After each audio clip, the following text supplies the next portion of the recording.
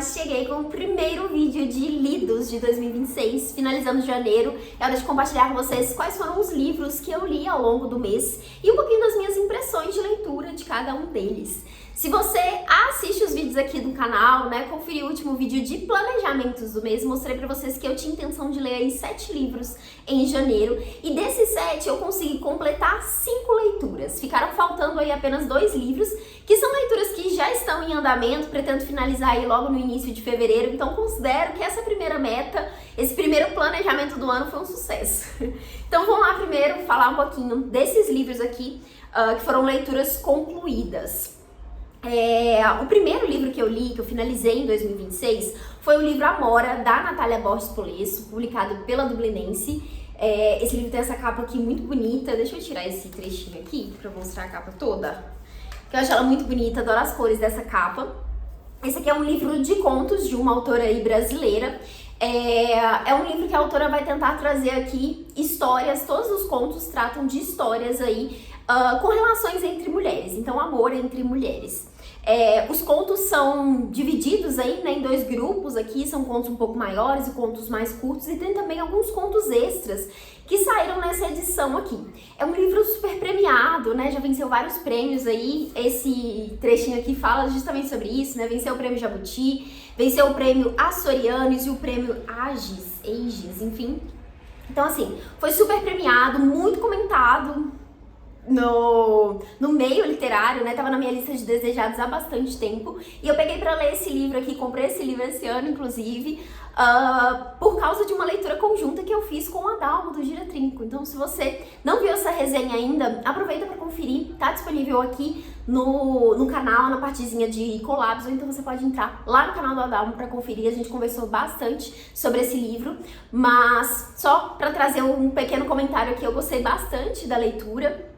Entendi aí todos os elogios que esse livro recebe. Eu acho que a Natália consegue trabalhar uma diversidade muito legal nesse livro, não só aqui nas histórias, nas personagens, que são aí muito diversas, mas também na escrita. Ela consegue trazer contos que são mais leves, contos que são mais pesados, contos que tem uma escrita um pouquinho mais rebuscada ali, outros que tem uma escrita extremamente acessível. Então assim, ela consegue ir para vários lugares aqui nesse livro e, enfim, dá para agradar muita gente. E claro, trazendo aí luz, né, para esses relacionamentos, mostrando um pouco de como eles são normais, né, normalizando um pouco isso, tirando às vezes aquele lugar de estereótipo que se pensa para essas histórias, ou aquele lugar trágico às vezes que se pensa para essas histórias também. Então assim, eu gostei bastante da forma como a autora conseguiu trabalhar os contos aqui.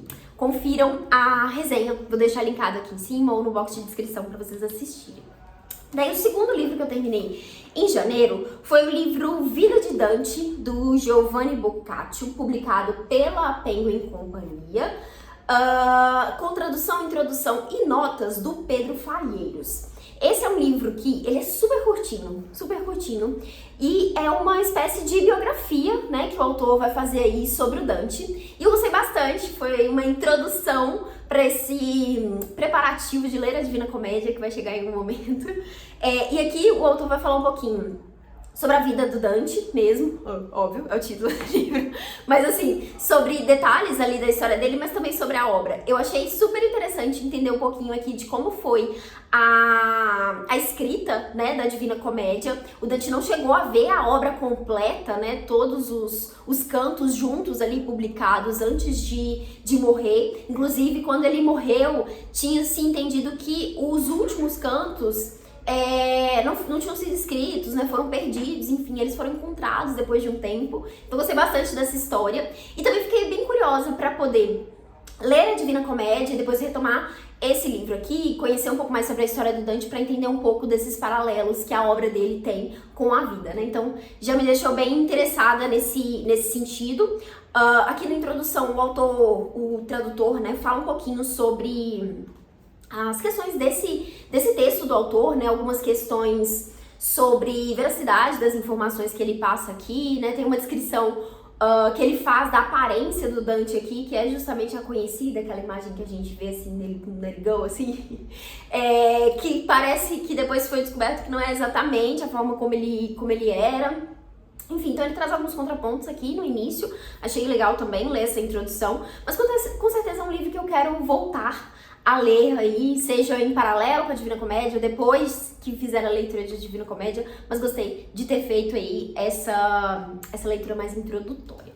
E daí, agora então, fechando os próximos 3 livros, são as leituras coletivas que eu fiz, que eu participei, né, em janeiro. A primeira delas, do meu próprio clube, que é o Clube das Mulheres do Nobel. Estamos lendo aí algumas das mulheres que venceram o Nobel de Literatura. E em janeiro nós lemos Sula, da Toni Morrison.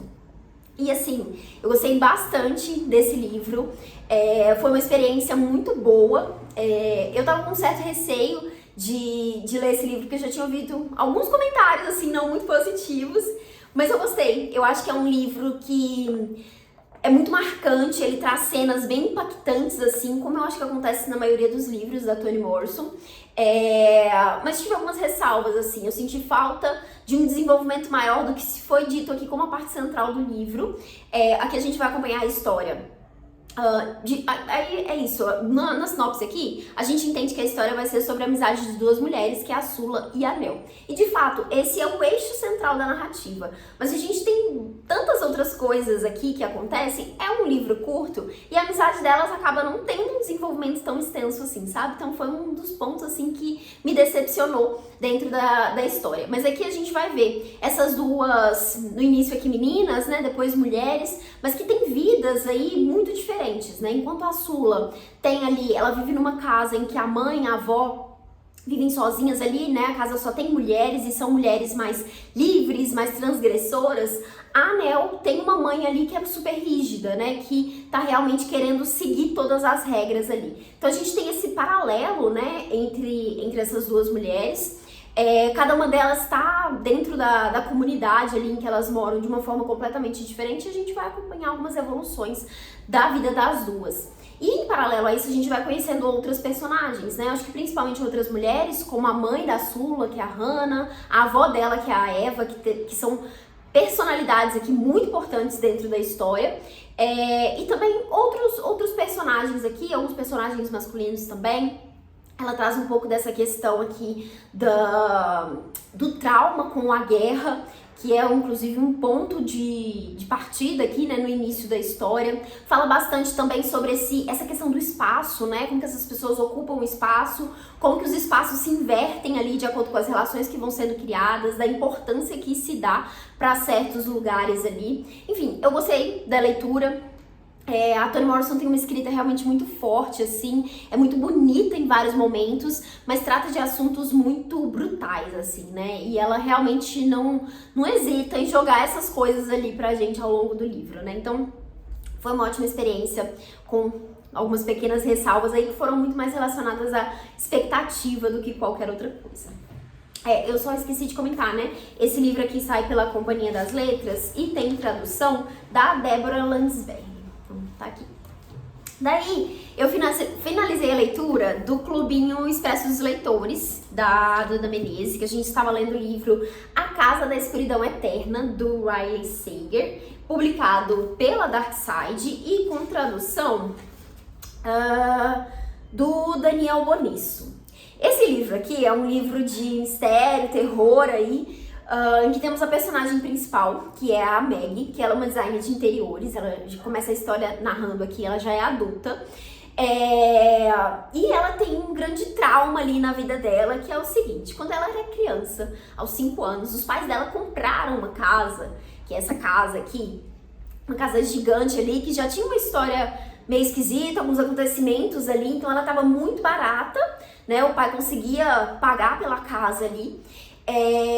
Eles adquiriram essa casa, ficaram nela por pouquíssimo tempo, porque aconteceram algumas coisas estranhas ali, e eles fugiram daquela casa e nunca mais voltaram. Isso aconteceu quando ela tinha 5 anos, e depois desse episódio, o pai dela escreveu um livro sobre esse acontecimento, e esse livro fez um grande sucesso. Então, assim, ela cresceu sendo rondada por essa história, as pessoas reconhecendo quem ela era por causa dessa história, e ela não lembra de absolutamente nada que aconteceu.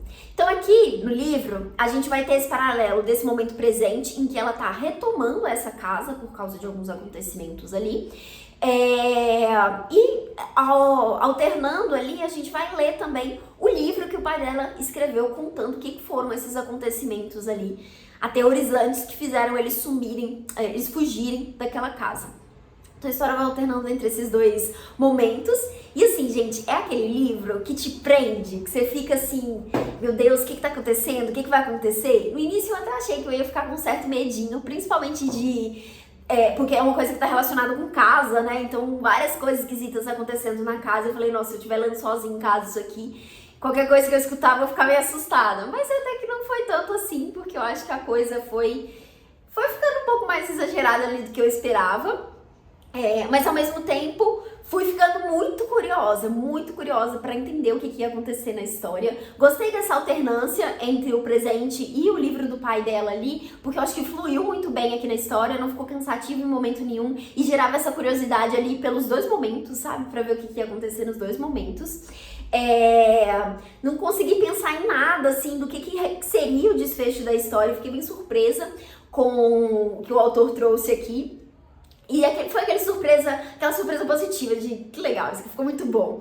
Mas depois que eu parei pra pensar um pouco, eu fiquei, tem uns furos aqui, né? Eu acho que poderia ter sido melhor construído pra chegar nisso. Mas assim, apesar dessas ressalvas, né, esses detalhezinhos ali, que quando você para pra pensar mesmo, você pensa, poxa, isso aqui poderia ter sido melhor amarrado, isso aqui ficou uma coisa meio solta, ou isso aqui não faz o menor sentido, sabe? Quando você tem esses detalhes assim, nesse tipo de história. Eu acho que tirando esses pontos, eu gostei bastante do livro. Foi uma experiência muito positiva, justamente por ficar com essa sensação de querer saber logo o que vai acontecer. Eu realmente li esse livro bem rápido por causa disso. Então, tá aqui um pouquinho dessa experiência. Se você tá buscando aí uma história de suspense, de mistério, fica aqui essa indicação. E aí, pra finalizar o mês, eu terminei aí mais um livro de uma escritora brasileira, que também é de uma leitura coletiva que eu estava participando, que foi Verão no Aquário, da Lígia Fagundes Telles, que é uma autora que eu gosto muito. A Lígia tem uma escrita incrível, assim, eu admiro muito mesmo a escrita dela, é uma das minhas autoras favoritas, com toda certeza, mas me decepcionei com esse livro. Ai, gente, eu tava muito preparada pra amar esse livro, mas assim, não funcionou tão bem. A escrita da Lígia, fenomenal, como sempre, como todos os livros que eu li dela, esse aqui inclusive é o segundo romance que ela publicou. Mas eu confesso que eu não gostei da história, eu não gostei da personagem principal do livro. Gente, que personagem chata. Ela é chata, ela é arrogante, meio mimada. Ai, sabe? Não fluiu porque eu não consegui em momento nenhum me apegar à personagem, gostar dela ou torcer por ela. E aí eu só consegui achar chato o desenvolvimento, sabe? Aqui a gente tem, então, a história narrada em primeira pessoa pela Raíza, que ela tem ali uma família um pouco desorganizada, né? O pai dela faleceu, a gente inclusive descobre isso logo na primeira página, que ela sonha com o pai. Ela tem uma relação um pouco complicada ali com a mãe dela, que é uma escritora, e parece que a mãe tá sempre nesse mundo dela ali, né? Da literatura, escrevendo, trabalhando, e pelo menos é o que a Raíza traz ali desde o início, né? Que a mãe tá sempre muito distante, muito indiferente. Ela também mora com a tia, que é uma mulher que, enfim, tem certos costumes ali bem esquisitos também, né? Ela gosta de estar em casa, né? Tem toda uma questão ali com o passado, com o ambiente, enfim. Tem a prima dela, né? Que tem mais ou menos a mesma idade ali. E alguns interesses amorosos aqui que vão aparecer ao longo dessa história, principalmente o André, que é um cara que tá estudando para ser padre, e é ali um amigo da mãe dela. Então ele tá sempre ali na casa porque ele se aconselha com a mãe, tem uma relação ali com ela. E é isso, a Raiz é chata. A história não funcionou pra mim porque a personagem principal é muito chata. Eu acho que no início eu ainda não senti essa chatice porque a história tava começando ali, né? Foi um momento muito... Deixa eu entender o que vai acontecer aqui com essa história, pra onde que vai, quem são esses personagens de verdade, mas na medida que a coisa foi fluindo, fui percebendo que ela realmente é uma personagem muito chata. Ela é uma personagem chata e muito acomodada, foi isso que eu senti dela. E assim, poderia ter sido uma história interessante, poderia ter gerado essa vontade, esse desejo de torcer pela personagem, de torcer pra que ela saísse da situação que ela tá, desse pensamento que ela tá, mas ela falava, agia, lidava com as pessoas de um jeito muito ruim. E aí eu não consegui. ter esse apego com a personagem, isso me distanciou da história e não foi uma experiência tão positiva quanto eu gostaria. Mas, de novo, a escrita da Lígia é fenomenal. Tem vários trechos desse livro aqui que você lê e você fica... Sabe quando você lê, você quer ler de novo, porque você fica, meu Deus, que frase incrível, que jeito incrível de falar sobre isso. Então, assim, os temas que a Lígia trabalha aqui são muito interessantes, né? Ela fala sobre a questão de juventude, por exemplo, morte, eu acho que é um tema que tá muito presente no livro também, né? Morte e vida, né? Como que se vive, como que se aproveita a vida. Eu fiquei um pouco surpresa com o final, não esperava que a história chegasse no ponto que ela chegou e, enfim, preciso participar aí da conversa com o pessoal do clubinho pra ver o que eles acharam dessa leitura, mas pra mim, pelo menos, não foi a melhor leitura da Lígia, tá aí, inclusive, em último lugar dos livros que eu li dela. E os outros todos que eu li até então foram, assim, 5 estrelas, praticamente favoritados, todos eles. Então, uma pena que esse aqui tenha me decepcionado um pouquinho. Então tá aqui, fechamos as 5 leituras finalizadas em janeiro. As outras 2 que eu tinha planejado, que estão em andamento, é o Christian Lavransdatter, acho que é assim que fala, eu tô falando errado tem um tempão já, que tô aí nos finalmente desse livro, vou terminar em fevereiro, e As Aventuras de Tom Sawyer, que eu também já passei da metade do livro, pretendo finalizar nessa primeira semana de fevereiro, mas vão ficar aí como lidos de fevereiro, né, porque vão ser terminados agora. É isso, espero que vocês tenham gostado desse vídeo, me conta aqui embaixo quais foram os livros que você leu em janeiro, se você leu algum livro, né, porque tudo bem também se não tiver terminado nenhum livro ainda em 2026, porque, enfim, pode ser que você ainda esteja em andamento, pode ser que você nem tenha tido tempo ainda de parar pra começar uma leitura, mas me conta o que você tá lendo, ou o que você pretende começar a ler também, e se você se interessou por algum desses livros que eu mostrei por aqui. Vou adorar saber pra gente continuar essa conversa aqui nos comentários. Vejo vocês nos próximos conteúdos, desejo boas leituras e até mais.